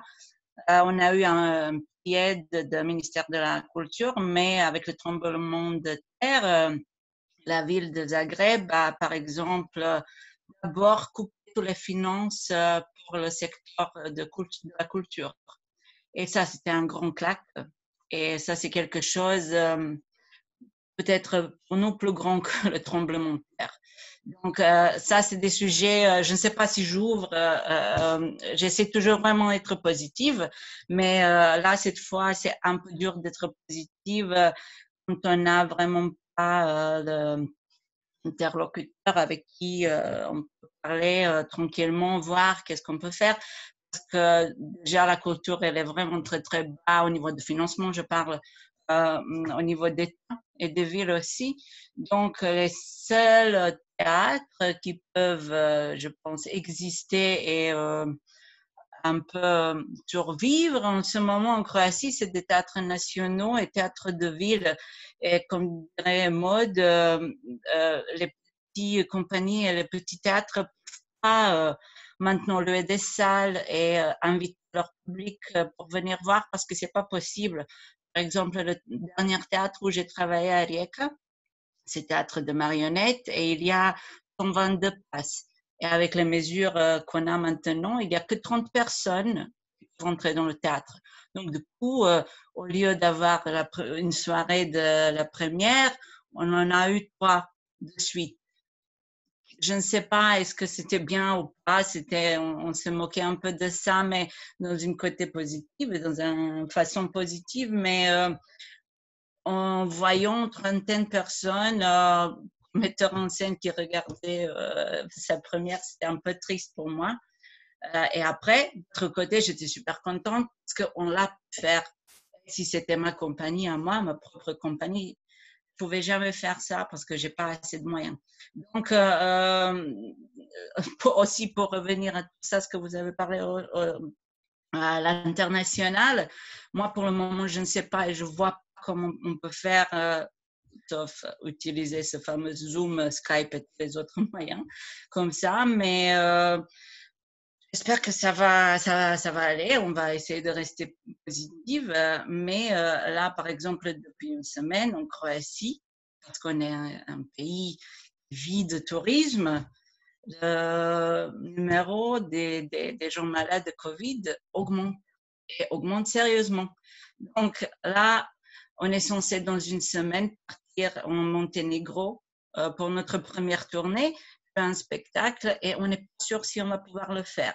Donc, je pense qu'il faut beaucoup de patience pour tout ça et faire des plans A, B, C, D, Z exactement comme ça. Et je ne sais pas, communiquer, parler comme ça et essayer d'échanger des choses, s'aider mutuellement. Et voilà. C'est un peu maintenant, j'ai tout mélangé, mais il y a beaucoup de sujets différents et je pense que tous nos pays fonctionnent différemment au niveau de financement de la culture. Donc, c'est aussi très intéressant d'avoir des échanges comme ça. Voilà.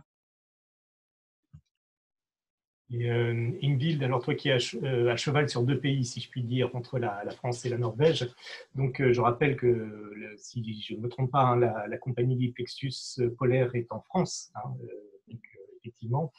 Est-ce que tu peux nous parler de ces différences que tu vois entre France et Norvège, en fait? Parce que tu es artiste associé à un théâtre régulièrement en Norvège, si je ne me trompe pas. Alors, quelle est, au milieu de tout ça, encore cette possibilité de continuer à rêver en grand? Donc, moi, d'après ce que j'ai entendu tout à l'heure, je vois que ta volonté créatrice n'a pas, comment dire, que peut-être le confinement en Norvège a été propice à cette histoire de Moby Dick. Mais voilà, comment est-ce que tu envisages cette création ou les futures créations? Est-ce que tu envisages des créations de cette ampleur? Je pense que là, nous, on était au plein milieu d'une grande création. Tout est déjà fait et mis en place pour ça. C'est difficile maintenant de réfléchir et changer tout le projet parce que le projet, la forme de projet est intimement liée au sujet du projet. Et du coup, c'est vraiment pour moi la même chose. C'est pas possible maintenant de le créer différemment. Après, pour des futurs projets, c'est tout à fait possible de penser différemment. Si le contexte change, si comment on peut créer change, bien sûr, en tant qu'artiste, on s'adapte et on trouve comment faire avec les cadres qu'il y a. Ça, c'est sûr et certain. Mais maintenant, Moby Dick est un grand poisson. C'est difficile de le réduire en petits steaks aujourd'hui. Hein. Nous, on a du coup surtout eu contact avec les différents coproducteurs de différents théâtres partenaires qui ont été très en soutien et à l'écoute à des 1000 plans de change. Non, peut-être qu'on peut répéter à ce moment-là, non, en fait, ça va être ça. Ce puzzle qu'on a essayé de faire depuis des mois, c'est comme plusieurs ont dit, c'est vraiment un temps très administratif et compliqué qu'on vient de passer, où on continue à faire des plans et on essaie de retrouver des plans. Et je dirais que nous, en tout cas, on a senti que les théâtres coproducteurs ont été très à l'écoute de nos besoins, même si eux aussi ont évidemment 1000 besoins et 1000 complexités. Aussi, les plupart, il n'y a pas des coproductions qui sont disparues ou tout le monde a été assez, comment dire, solidaire dans cette situation. Du coup, je trouve que c'est plutôt positif.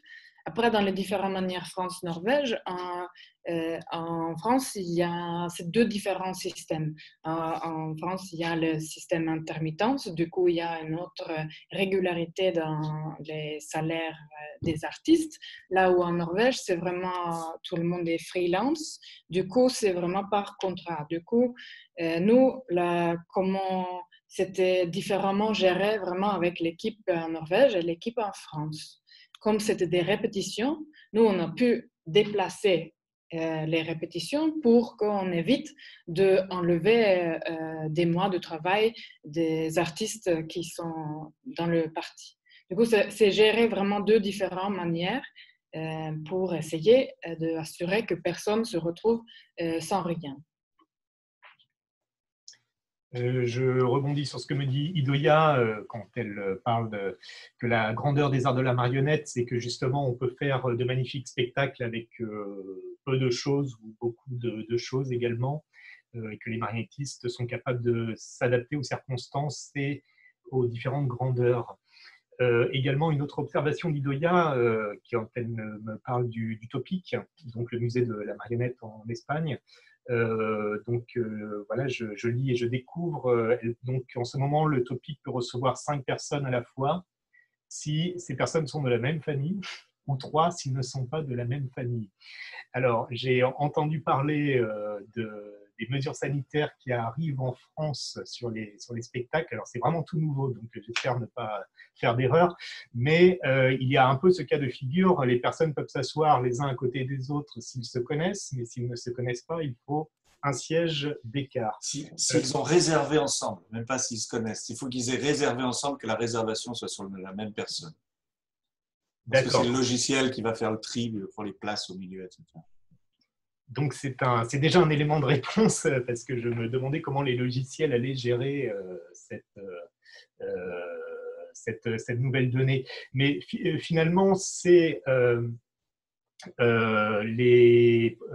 pense à la réouverture des théâtres. Alors, peut-être que vous êtes confrontés à ça, mais et aux mesures de distanciation sociale qui vont être mises en place.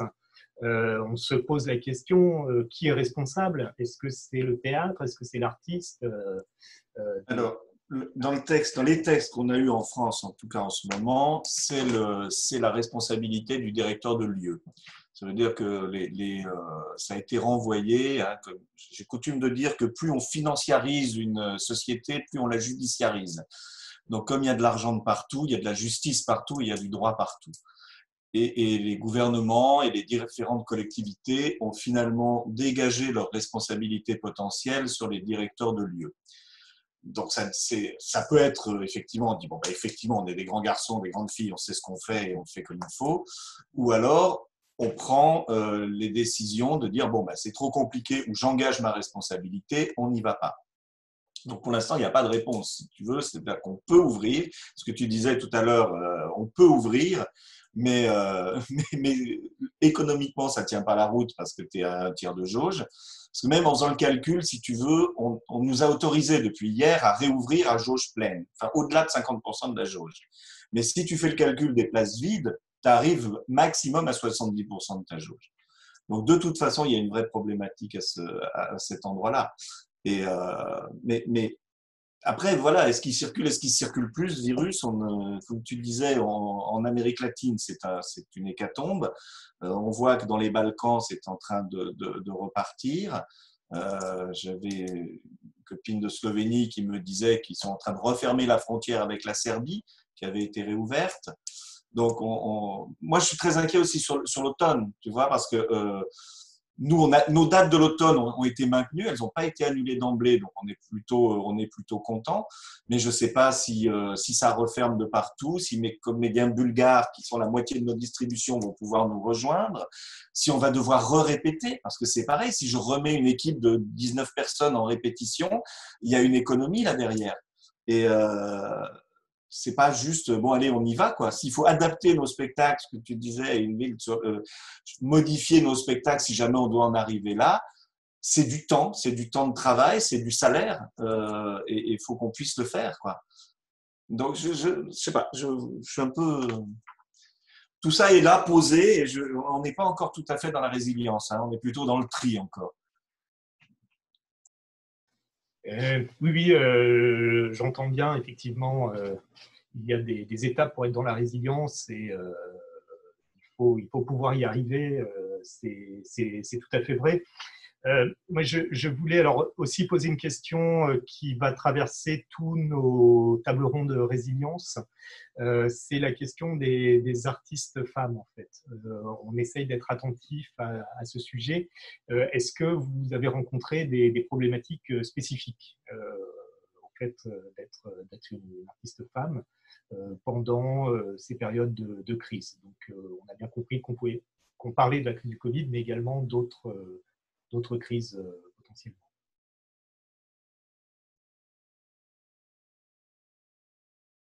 Alors, je sais que nous avons que vos trois profils, Maud, Morana, Ingvild, vous êtes plutôt des femmes entreprenantes qui avaient décidé d'être à la direction d'une compagnie. Donc, c'est peut-être aussi une forme d'émancipation, effectivement. Comment dire, mais j'imagine que malgré cette émancipation, il peut aussi y avoir des sacrifices derrière.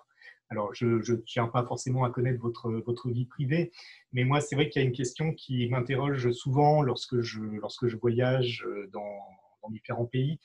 Je vois beaucoup de marionnettistes femmes dans les formations, en fait, et j'en vois moins dans la profession. Voilà. Et donc, je me tourne peut-être vers toi, Maud, qui est présidente de l'Association québécoise des marionnettistes, car je crois qu'à l'École de Montréal, c'est le cas. Donc, est-ce que tu peux nous toucher quelques mots Oui, tout à fait. Il y a une formation spécifique en marionnette à Montréal, un diplôme d'études spécialisées. Et puis, c'est donc au niveau universitaire. Et si je ne me trompe pas, en fait, la dernière cohorte était exclusivement féminine, donc à peu près 12 personnes. Et puis, la cohorte d'avant, donc c'est à tous les 2 ans, là, puis la cohorte d'avant, là, je pense qu'il y avait peut-être un gars sur les 12 personnes formées. Donc, comme tu dis, effectivement, on voit vraiment beaucoup de femmes dans les formations. Et est-ce que ça se reflète après sur les scènes et dans les compagnies? Ben, pas nécessairement.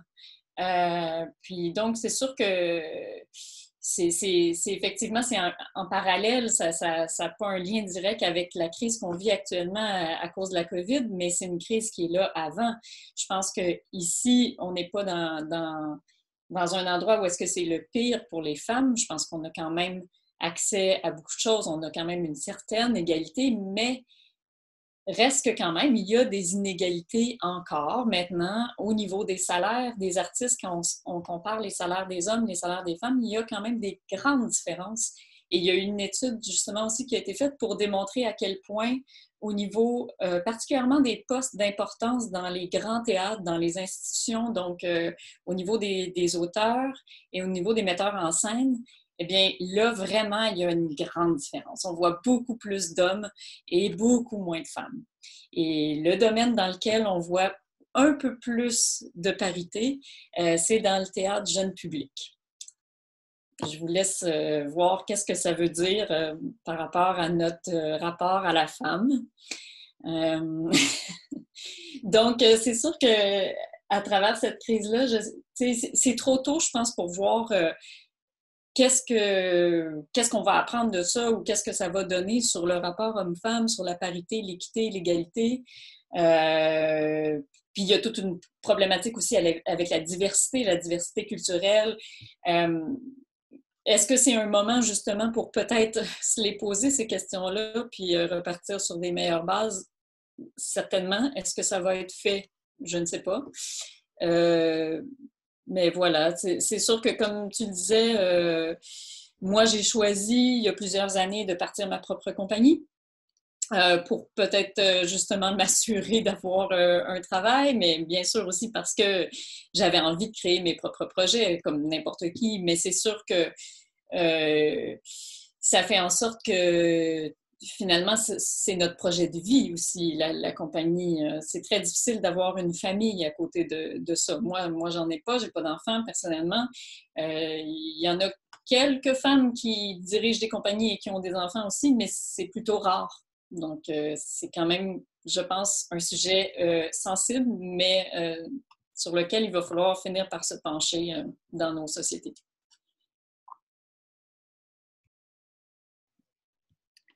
Eh ben moi, j'en ai un enfant et je dirige une compagnie. Et je pense qu'effectivement, si c'est une des questions pourquoi tout d'un coup, à un moment donné, il n'y a plus de femmes, c'est aussi parce que, et ça ne devrait pas, parce qu'il y a quand même aussi tous les pères qui ont ces enfants. Du coup, pourquoi est-ce que ce n'est pas exactement pareil? Je veux dire, là, pendant la Covid, on s'est tous retrouvés avec les enfants à la maison, les pères et les mères. Je pense que la situation, la question était aussi compliqué pour continuer à travailler pour les deux. Mais en effet, il y a quand même une plus grande réaction à cet effet sur les femmes artistes ou les artistes sur des positions postes importantes. Et je pense que si on a vraiment besoin des femmes aussi sur ces postes-là, on a vraiment besoin des artistes femmes qui sont aussi en tournée et sur les routes.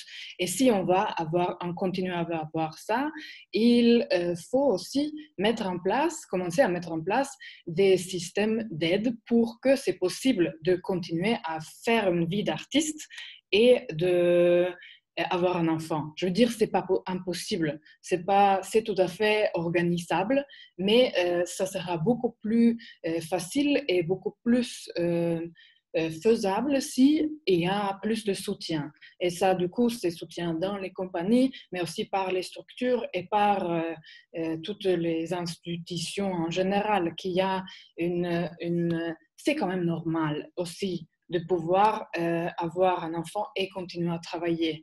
Et du coup, c'est plus compliqué, mais c'est faisable et ça sera pas mal d'avoir un petit peu des systèmes, que c'est quelque chose qu'on peut en parler aussi, que c'est pas toujours quelque chose de lourd et extra d'avoir un enfant avec en tournée, ou que c'est pas quelque chose que tu fais un peu en secret ou en cachette, mais que tu es la même personne, tu es le même artiste, même si tu as un bébé dans la loge qui pleure sûrement, probablement. Mais du coup, je pense que oui, c'est une grande question.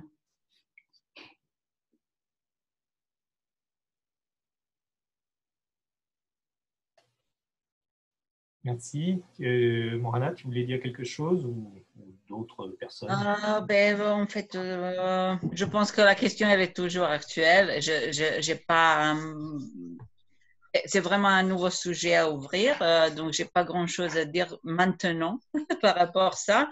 Moi personnellement, j'avais pas de problème par rapport à cette question, mais c'est partout autour de moi. J'en suis bien consciente et j'essaie d'engager aussi des artistes, des femmes artistes dans ma compagnie. Mais ce que je voulais dire comme quelque chose de vraiment positif, pendant la pandémie ici en Croatie, il y avait quelques petits concours créés par des entreprises privées, surtout à Rijeka par exemple. Donc, c'était vraiment des gens qui ont leurs petites entreprises et ils ont décidé de mettre une somme d'argent à côté et les donner aux artistes. Donc, il y avait des concours pour obtenir cet argent en écrivant des projets différents et c'était vraiment consacré aux femmes et jeunes femmes artistes. Donc, j'ai vu ça comme vraiment quelque chose de positif dans toute cette situation. Voilà. Alors moi, je vais prendre la parole pour Diana, du coup, parce que je suis très bavard, mais c'est parce que je lui explique ce qui se dit et je lui demande sa réaction.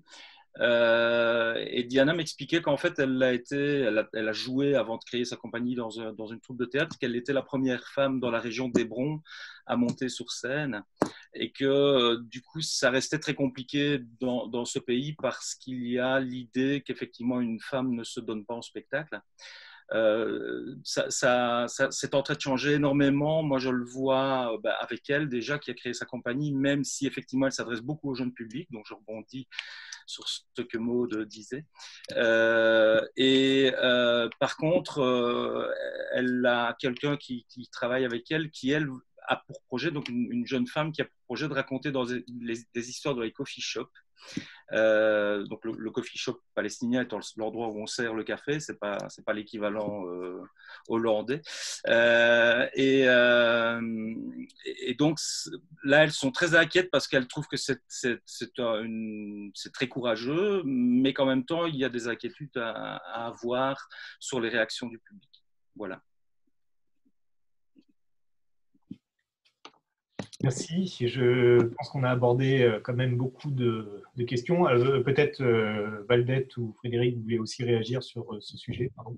Oui, il y a des problèmes. Je pense que le travail à maison de famille, il faut diviser en deux parts parce qu'on fait, et la femme et le mari, et il travaille pour effectuer, de donner de moyens pour vivre de famille, hein, n'est-ce pas? Nous avons cette telle situation à la dernière présentation qui s'appelle Les pantalons des kangourous, où était engagée une femme actrice et qui a un bébé à peu près 1 an, mais qu'il est très difficile à donner organisation pour donner de choses qui deviennent d'un bébé. Hein. C'est dans cette situation, nous avons préparé un programme qui est spécial à donner de temps, par exemple, des exercices dans le temps quand le mari de cette actrice est à la maison, donner par exemple, du reste avec bébé et elle vient dans les présentations. Et puis on fait en décembre, hein, nous avons des présentations dans 5 villes de Kosovo et donner 10 spectacles où sont parmi de 5000 enfants comme spectateurs dans ces spectacles. Dans ce domaine, je te dis qu'on commence de cette discussion que nous avons dans le théâtre seulement une actrice qui travaille dans une troupe, mais nous n'avons pas de problème. Hein, parce que vous n'avez pas de présentation chaque jour et il est possible de donner une organisation pour donner des exercices ou donner de la salle. Mais ça dépend. Hein, ça dépend de chaque société parce que les traditions familières et de l'autre obligation par exemple, de mari, ce sont des difficultés organisées. Mais si vous avez une désir à travailler, à faire une bonne organisation, ça n'est pas très, très, très difficile. Hein? Que dire? J'ai 2 enfants que j'élève avec mon épouse. Non, nous, sans plaisanter, en tout cas dans la compagnie, on a toujours mis un point d'honneur à ce qu'il n'y ait pas de différence salariale. Par exemple, c'est des choses très bêtes, mais c'est quelque chose qui me semble tellement aller de soi. Voilà, il y a une grille de salaire qui est définie en fonction des postes, mais pas en fonction du sexe. Et ça, c'est un point vraiment important. Et on essaye de travailler le plus possible en respectant les contraintes des uns et des autres, mais qui sont, en fait, c'est un problème quand on ne se pose pas. Et quand on ne se pose pas le problème, je crois qu'il n'existe pas. On travaille avec des salariés, avec des partenaires, et tous ont des contraintes. Et on essaye de faire en sorte que ces contraintes-là soient intégrées dans les contraintes de la création. Très bien, je vous remercie en tout cas. Je rappelle à notre auditoire, à nos spectateurs, que vous avez encore la possibilité de poser une dernière question, car nous allons conclure. Si vous avez des choses à rajouter qu'on n'aurait pas eu le temps d'aborder, que vous vouliez aborder, n'hésitez pas. Peut-être demander à Didier l'adresse de son barbier, parce que je suis très, très jaloux. Oui, je dois dire que moi aussi. Mais bon, il faut savoir patienter. Et la crise nous apporte aussi des nouvelles perspectives capillaires. Ça fait partie des bienfaits de la crise sanitaire. Tu joues avec ta moustache beaucoup. Oui. C'est tout, et tu laisses pousser. Moi, je vais prendre une dernière fois la parole parce que c'est un peu la mission que je me donne par rapport à Diana, c'est d'inviter tout le monde à aller voir ce qu'elle fait sur sa page Facebook. Voilà. Merci. On mettra l'information effectivement sur le site Résiliard de l'UNIMA avec grand plaisir. Eh bien, écoutez, en tout cas, merci à vous pour votre présence. Merci pour ce premier débat qui était très dense. Je pense qu'on a pu aborder beaucoup de sujets. Donc, la semaine prochaine, mardi prochain, le mardi 30, le débat sera en anglais sur la zone États-Unis, Europe et Afrique du Sud. Se suivra un débat en langue espagnole. Ensuite, le débat en langue russe. Puis nous reviendrons là autour du 20 juillet pour un débat de nouveau en français qui concerne davantage le continent africain. Ensuite, nous enchaînons avec un nouveau débat en anglais sur la zone Asie-Pacifique. Et nous terminerons avec un débat en chinois qui nous amène début août.